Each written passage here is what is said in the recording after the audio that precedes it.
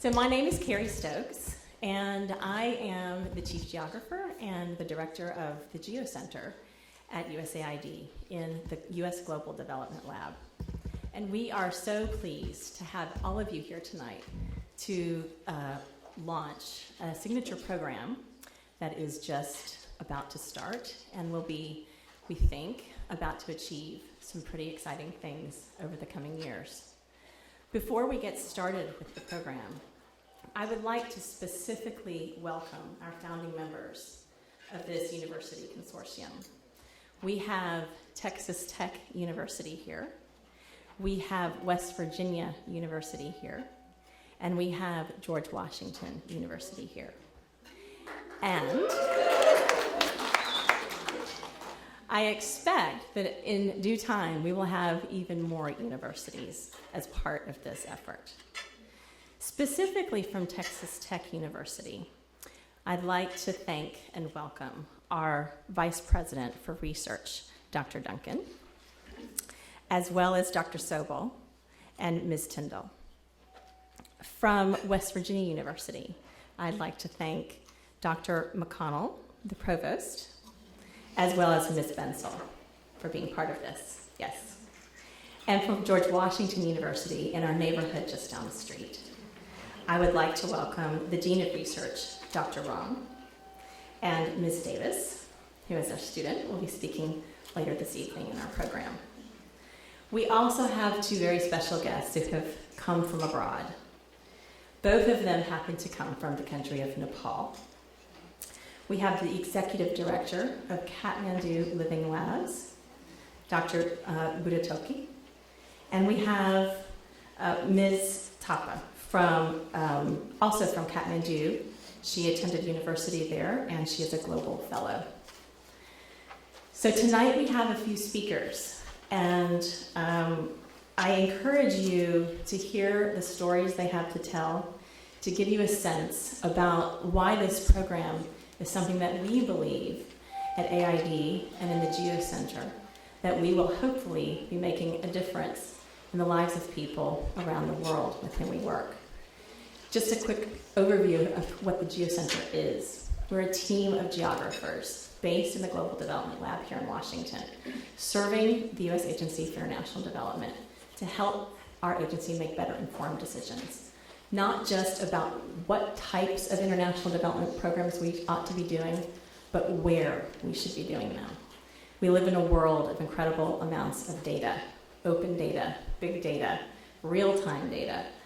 So what do we do with that data? It sometimes can be overwhelming. So this program is being initiated tonight to help people make better decisions with the kinds of data that we believe this program will help to create, and the people involved with it along the way. Because actually, all of this comes from the people. The places matter, and the places will bind us, but it's the people that we meet along the way. So this evening, I hope that you take the time to meet somebody new in this room, ask them where they're from. You would probably do that anyway, because it's natural for all of us when we meet each other to know where somebody is from. Geography is kind of embedded in, I think, our outlook in the world. So without further ado, I would like to hand your attention over to our director at USAID for the Global Development Lab, Mei Chang. Thank you so much for being with us here tonight. So good evening. On behalf of the U.S. Global Development Lab at USAID, I'm pleased to have you all here for the launch of the Mapping for Resilience University Consortium. I'd particularly like to thank the members of Congress who have supported the lab and its work in its first year. In particular, Congressman Joaquin Castro and Congressman Michael McCall, who've recently reintroduced the Global Development Lab Act of 2015, legislation that will enhance the capabilities of the lab and increase the effectiveness of our programs. I'd also like to thank the founding members of our new university consortium, Texas Tech University, West Virginia University, and George Washington University, as well as Dr. Solis and Mr. Budhathoki, who you'll hear from later this evening.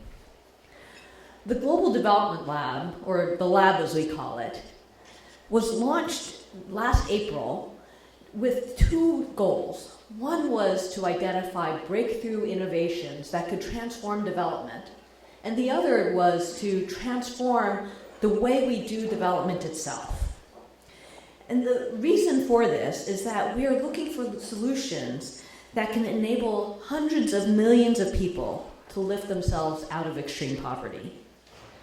We believe that opening development to people everywhere with good ideas, bringing data and evidence to bear, harnessing scientific and technological advances, and partnering with diverse organizations across sectors will enable us to reach our goals better, faster, cheaper, and more sustainably.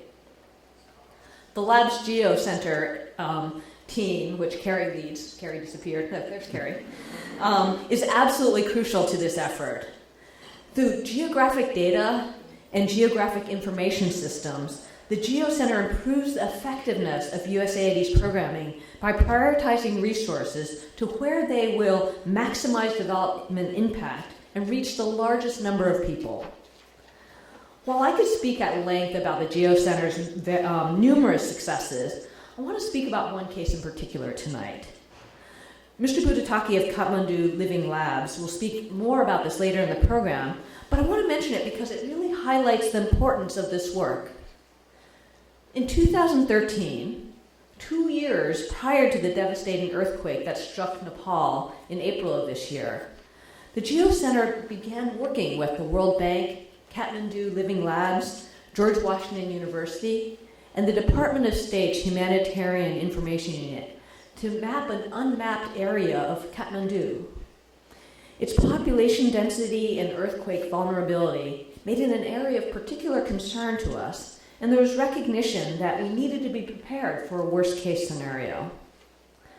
The effect of the magnitude 7.8 earthquake that eventually struck was disastrous. And while we couldn't prevent the earthquake, the mapping data that was created through this partnership became critical in the crisis response and the recovery efforts. The success of this unique collaboration prompted many organizations, including the GeoCenter, to look for an opportunity to bring together American universities, developing country universities, and the open mapping community to improve mapping data for some of the most vulnerable communities around the world. And tonight marks the realization of that goal. I'm proud to announce that Texas Tech, George Washington University, and West Virginia University will lead the creation of a global network of student mappers to establish and sustain local mapping initiatives that benefit local communities. Utilizing satellite imagery, students in the U.S. will identify roads, rivers, and houses, and other key features that are needed for improved decision-making about USAID programs. Students and other organizations in the developing country will then use their knowledge of their local areas to edit, validate, and add attributes of importance, such as critical infrastructure points for development agencies, for host country needs, and the communities themselves. As an example, less than 2 weeks ago, the GeoCenter and all 3 universities collaborated with the Peace Corps at a mapathon hosted at George Washington University. So to prevent the spread of malaria in Mozambique, spray teams apply insecticide to the walls of houses to kill mosquitoes that transmit malaria. The mapping data that was created from this mapathon will help these spray teams delineate where to spray by providing enumerators with detailed maps that will help them carry out their campaign. The lab has always been committed to the belief that nobody has all the answers, and we're ultimately stronger together than we are alone. Through partnership and collective action, we believe we can rally the resources necessary to solve the world's most intractable challenges. Tonight is yet another step in that direction. I'm both honored to be working with these universities and with our local partners, and truly excited for what we can achieve together. I encourage you to take a look at the maps that we have displayed around the room today and interact with the students who've joined us here from George Washington University, who can do some live mapping demonstrations for you. We'll hope you'll see firsthand the power of geographic analysis and the knowledge and passion of our students that is the true magic behind this partnership. I also encourage all of you to join us in becoming advocates for open data and the OpenStreetMap community that allows this consortium to share its work with communities and development actors all over the world. Lastly, if you think your university might be interested in joining these efforts, please do reach out to Dr. Solis or any of our GeoCenter staff who are here tonight. Again, thank you so much for your continued support, all your participation and continued support. And I now have the honor of welcoming Dr. Solis up to the stage. Thank you. Thank you so much for being here. It turns out that youth are actually not the leaders of tomorrow. They're the leaders today. And if you don't believe that, then you probably should have spent a little time with our students around the room today, and I'd like to thank them very much for being here. From George Washington University, and we also have a student from West Virginia University. Unfortunately, a student from Texas Tech University did not make it past the tornadoes in Texas today, so she will be here maybe later. Students, raise your hands. So yes, please.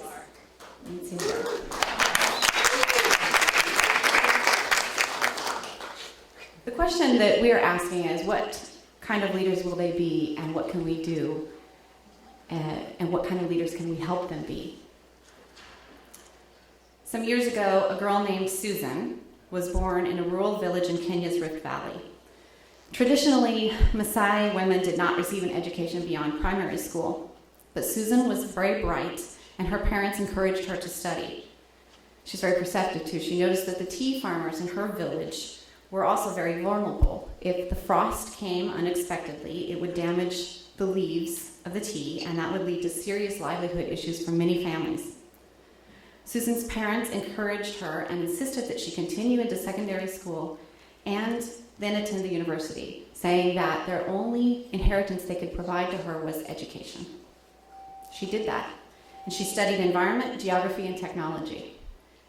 Then she competed against more than 300 students across East Africa to win a fellowship with the program that we signed at USAID and NASA. So with the training and the mentorship from our program and her university, Susan demonstrated the power of geospatial data to help improve people's lives, including the lives of the people in her village.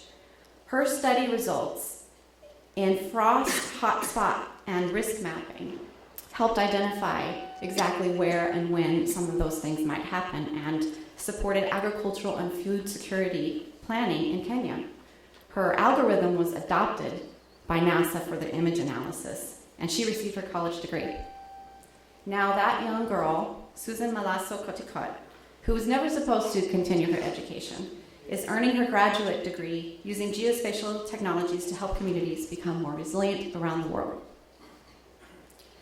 So we are here together this evening, I think unified by our conviction that better and more spatial data and the transformative geographic knowledge that we create from it helps lead to better decisions and policies to guide our societies toward greater resilience, especially when those efforts are shared openly and connected to real needs in real places.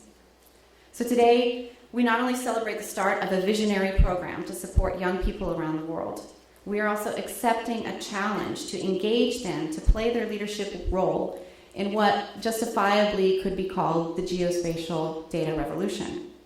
This revolution empowers all of us to map our world and transform it in the process. Now, about half of the world's population are younger than 25, and 85% live in developing regions of the world.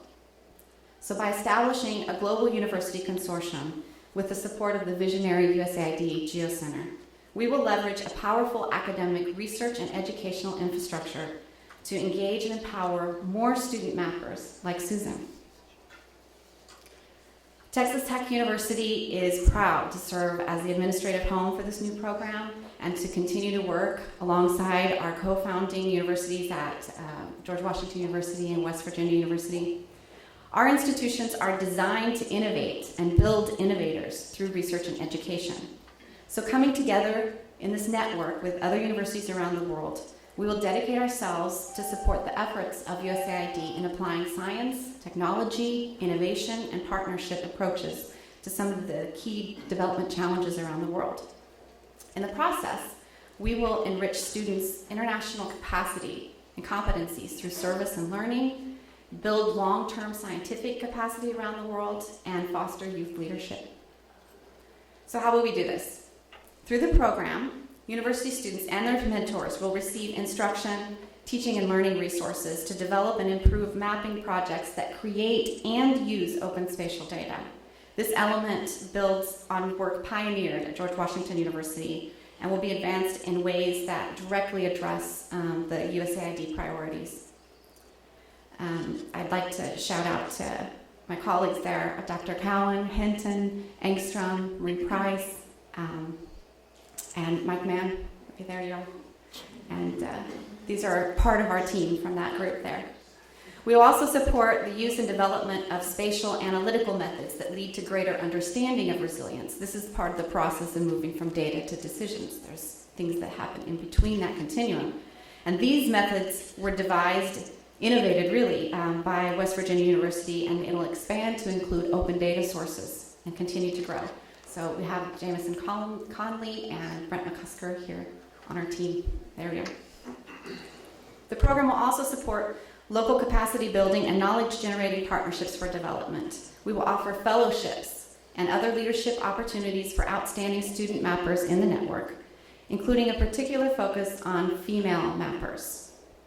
This is envisioned after the successful model designed by TTU researchers and will incorporate additional experiences and set of expertise. They unfortunately also got caught in the tornado issue in Texas, and then were routed to Denver and got caught in a blizzard there. Are maybe making their way through Houston right now. But I want to say they're here in our hearts. Dr. Sal and Kevin Mulligan, and yes, speaking of disasters, and Carlos Portillo. So we appreciate them being part of our project as well. And also growing from this program, we really hope to expand it and enrich it through the value that our type of institutions can add, such as through future faculty research networks, things that we can pursue and we anticipate pursuing as we make our way through the next 5 years. So I'm personally very honored to have the opportunity to orchestrate this design with this program with these wonderful, wonderful colleagues. And in a few moments, we'll also hear directly from a couple of Mapper students themselves who have been a part of our past programs. We're very inspired by them, and we really look forward to seeing what they have in store for us next. Where are they going to lead us? So together, we will be doing more than creating data. We will be building long-term capacity to generate spatially relevant knowledge. And in the realm of crowdsourced open spatial mapping, we are about the crowd. We don't just build maps, we build mappers. Mappers who lead. Thank you for being here. Thank you, Patricia, for starting, and also to Anne-May for building the inspiration that is to come. I hope by the end of our program you'll feel inspired to go do some mapping yourselves. So with that, I'd like to actually invite your attention to hear from a student mapper who has been part of the program that you just heard about with the young woman from Kenya. And this young woman is from the country of Nepal. I'd like to invite, where are you? There you are, Prasamsa Thapa to please come and tell us about your experience and what you have learned so far in your adventure in geography. Thank you for the introduction.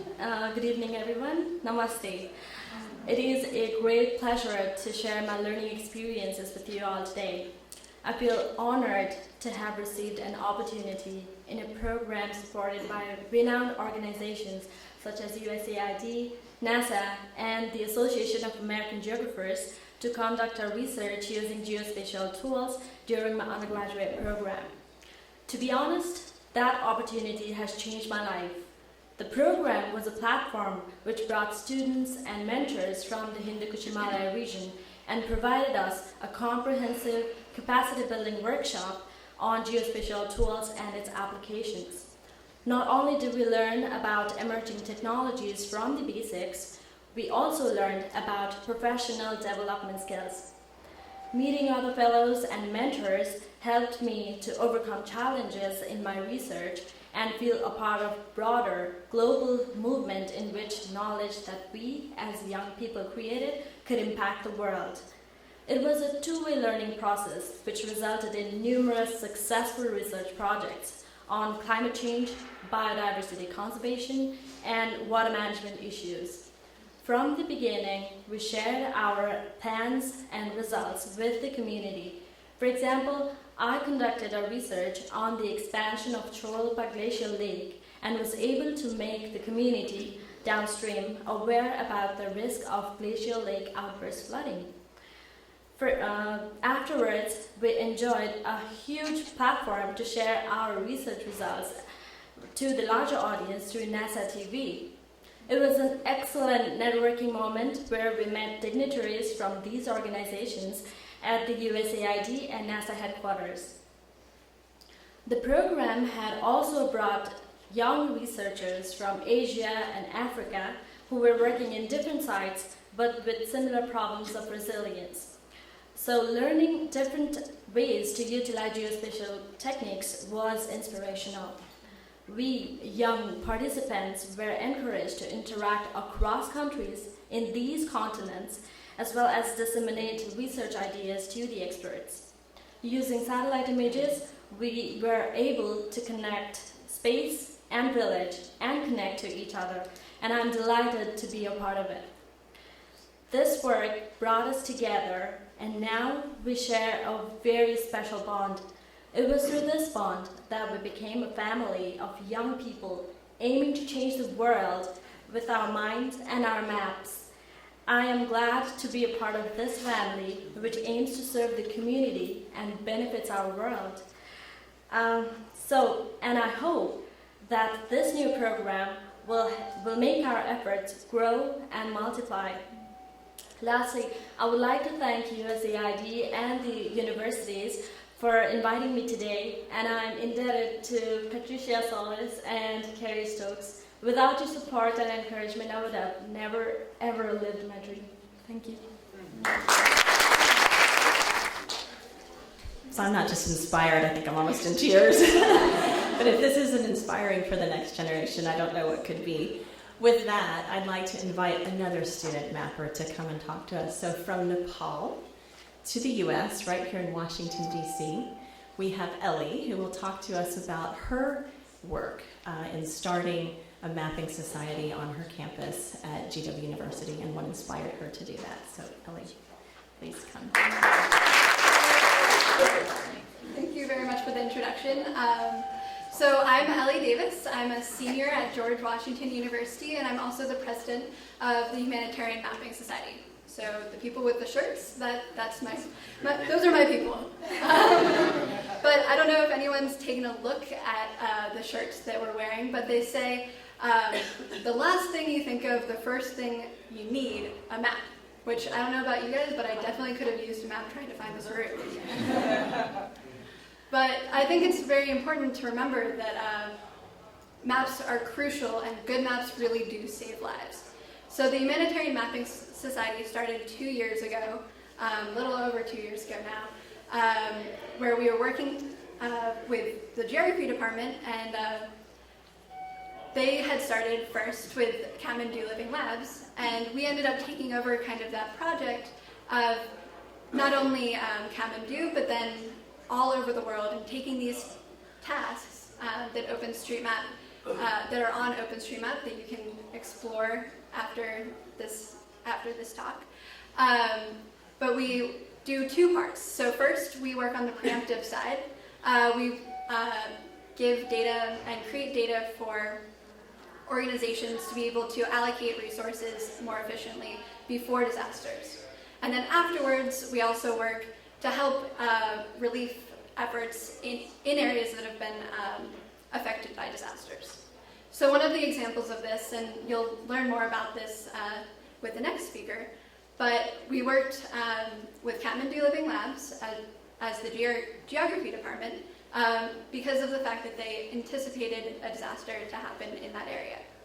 However, when that disaster did happen this past spring, our society and many other global mappers in our community jumped right into action, and we put out tweets and used hashtags and got all of our members working on these tasks that would actually help with the response. And within a week, all of the tasks have been finished and we're beginning to be validated. So that's really what we do, is we're trying to help people through our computers, and then also working with the people that are on the ground to provide data and to provide help. So I really encourage everyone to learn a little bit more about it. Go to the computers and maybe even make your own OSM account. It's very exciting. And then the other part is we're having a mapathon on Friday. So I would love to invite everyone to come on out. There will be free pizza, so free food, very exciting. And if you come, you're also helping us with a friendly competition with George Mason University.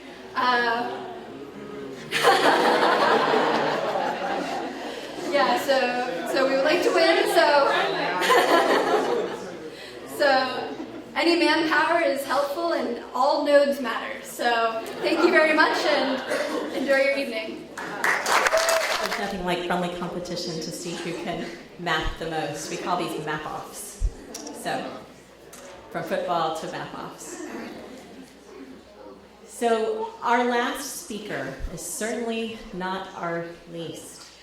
We have had quite a few talks so far about the activities. Ellie just talking about creating the Humanitarian Mapping Society on her campus. We'll be looking to that as a model for other campuses to emulate and learn from.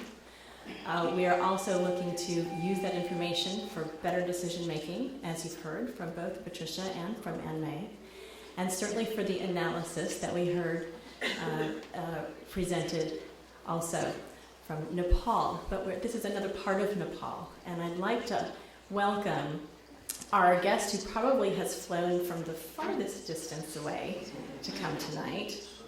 Thank goodness did not have to address any tornadoes or blizzards, but certainly has dealt with his own share of a natural disaster from the response to the earthquake earlier this year in Nepal.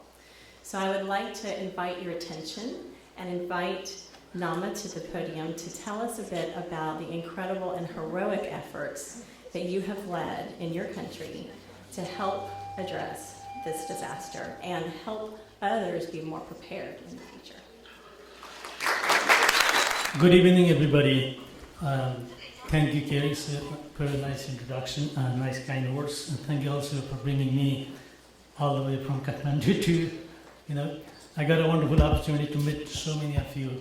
We had to work as a community, but really hadn't got an opportunity to see face to face.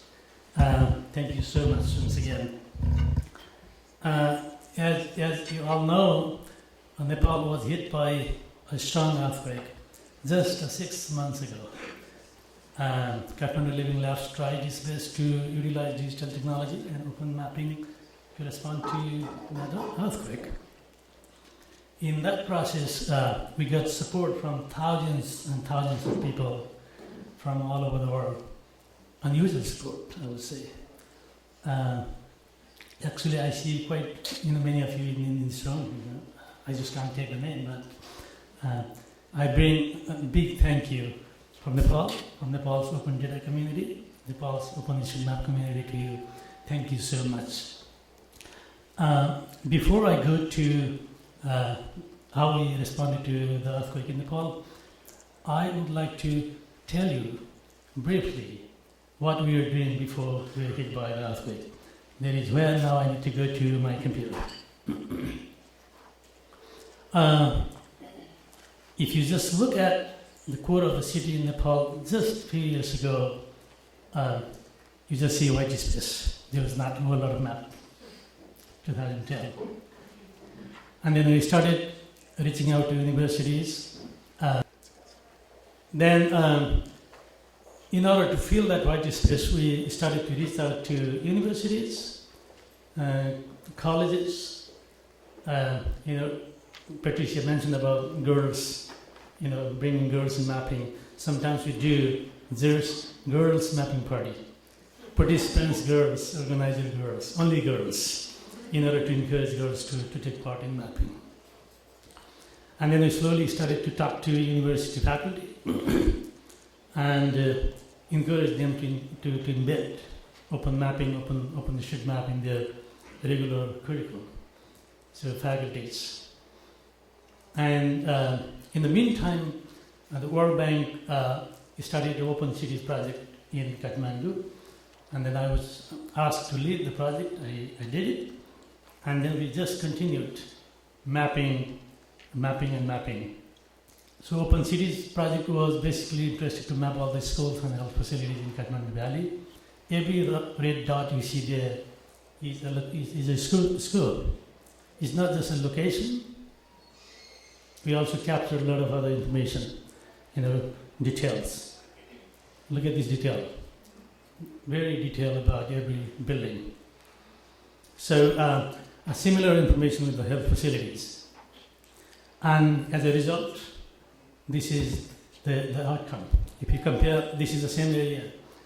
Compare this with the first slide I showed. And then the World Bank's Open Cities project was over. There is where we also had an opportunity to work with the USAID. We did have an informal partnership with the George Washington University, USAID, World Bank, organized quite a few activities in Washington, D.C. We are supplementing those activities on the ground truthing. But once the Open Cities project was over, and then we already did have a team, what do we do with the team? Then we decided to institute Kathmandu Living Labs this end of 2013.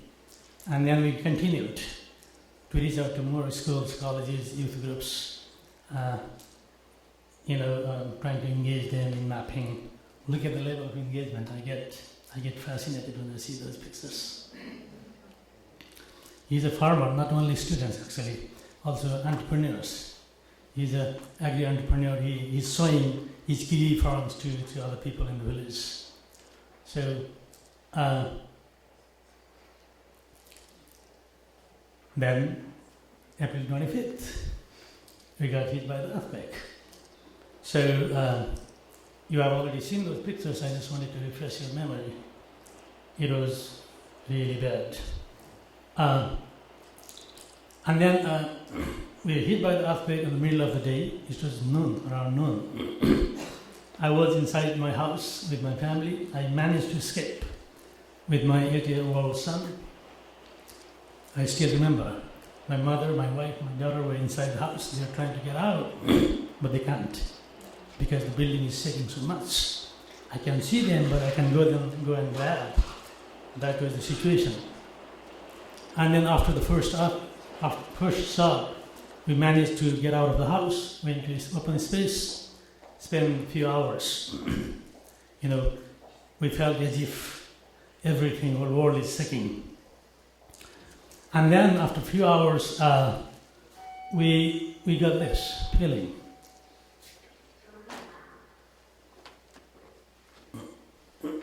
Excuse me. We have to do something, and we have to do it now. So that was the evening of the same day. Then what do we do? In the same evening, I wrote an email to HOT, H-O-T, Humanitarian OpenStreetMap team. That's a group of people within the OpenStreetMap community, and HOT gets activated after any major disaster. And I think we do have an executive director from HOT, Tyler, is standing there. Mikhail is the founding, one of the founding members. So they keep on doing a great job. And then in the evening, I wrote them, everybody at Kathmandu Living Lab is safe. We plan to spend the night in open space.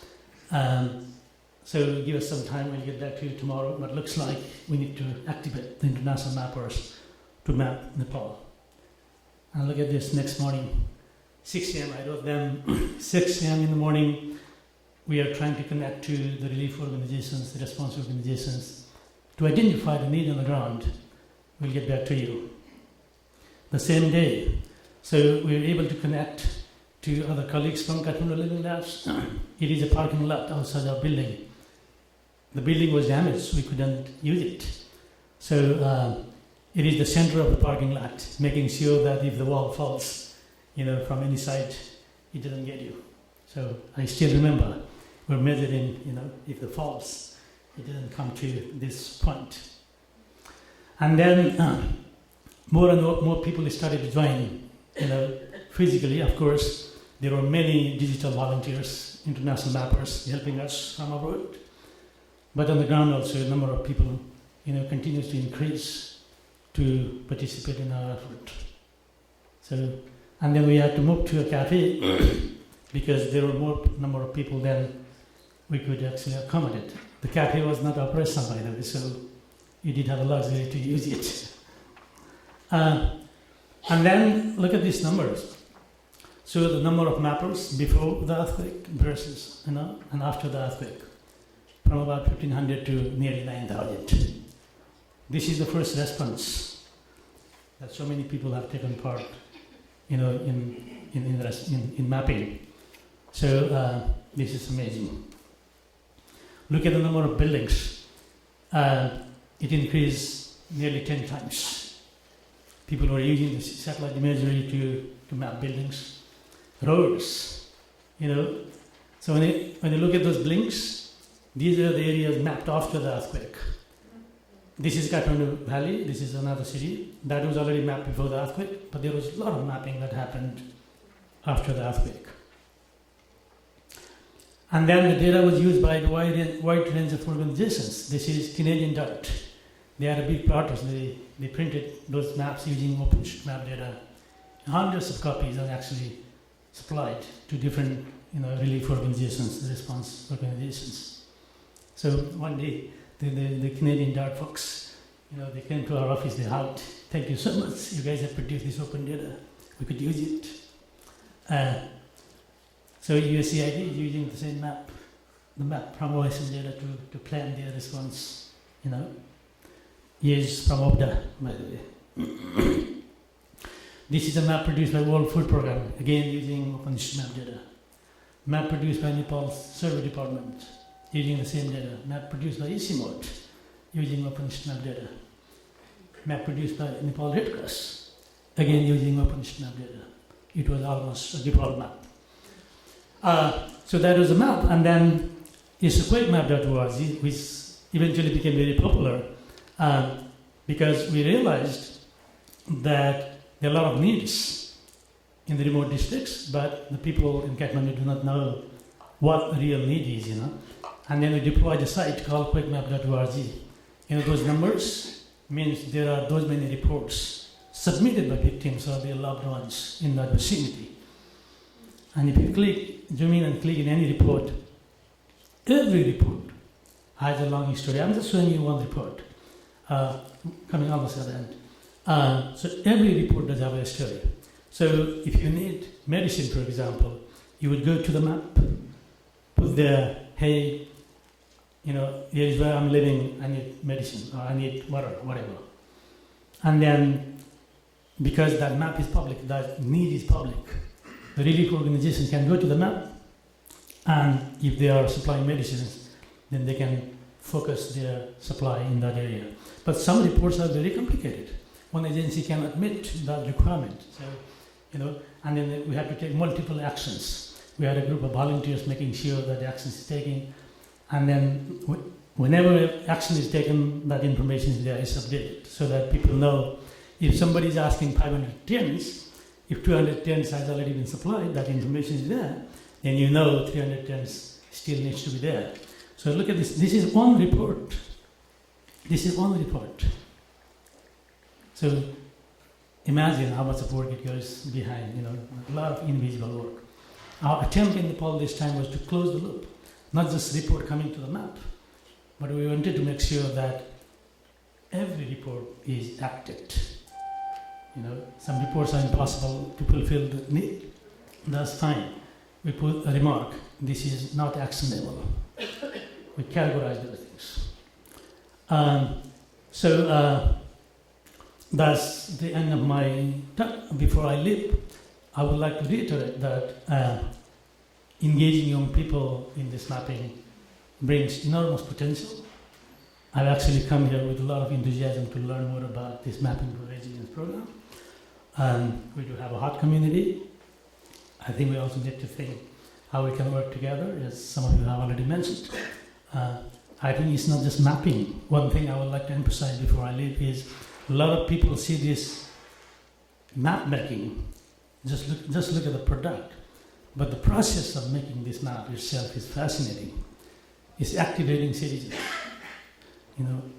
You're forcing young people to go to the community, reduce your Facebook time by 30 minutes a day, go to your neighborhood, begin to observe the surface of the earth consciously, begin to ask deep questions about your neighborhood. That's activating, citizens, networking citizenships, young people. So it's not just mapping. The process is, for me, is more important even, than the product. Thank you so much. Thank you, Nama. I think seeing a real-world example of data collection and the people involved and the results that have come from that really drives home for all of us the power and the possibility of applying innovative technology, passion to make a difference, geography, which is the place that brings us all together. And I'd like to build upon something that you just mentioned about involving yourself in the community and remind everybody that we are all in this building right now, probably one of the safest places in the world to be at this moment because of all the security that's here. In light of the events that have happened recently in Paris and Beirut and other atrocities that have been occurring, I think it's especially important for us to recognize how much we need to be investing in a generation of people who feel empowered, who feel that their voice matters, and who feel that they can actually make a difference for good in their communities, in their countries, in the world. And I'm a geographer and I'm passionate about geography. So in my way, to be able to help in a very complex world, in a complex situation that no one of us can come up with a simple answer to solve, I believe that from the geographic perspective, that giving young people an opportunity and a tool to take advantage of the technology that exists today, that did not exist when I was in school. I could have only dreamed at that time of meeting somebody from Nepal, is an incredible one before us. And I really also want to recognize the amazing work of the OpenStreetMap community, who have volunteered much of their time and their creativity to create a platform that anywhere in the world where you have access to the internet, you can create data and you can share it in near real time with everybody else. So the kinds of things you've heard about tonight could not have been possible and will not be possible moving forward without the amazing creativity, the passion of people who have built a program and a platform that no government before was able to do on its own. This is from people who volunteered their creativity to make this real. Building upon that platform and the enthusiasm and the inspiration that I think we've heard tonight, I want to just reiterate that this program is investing not just in the next generation of maps for USAID, but in the next generation of mappers for the world. Thank you.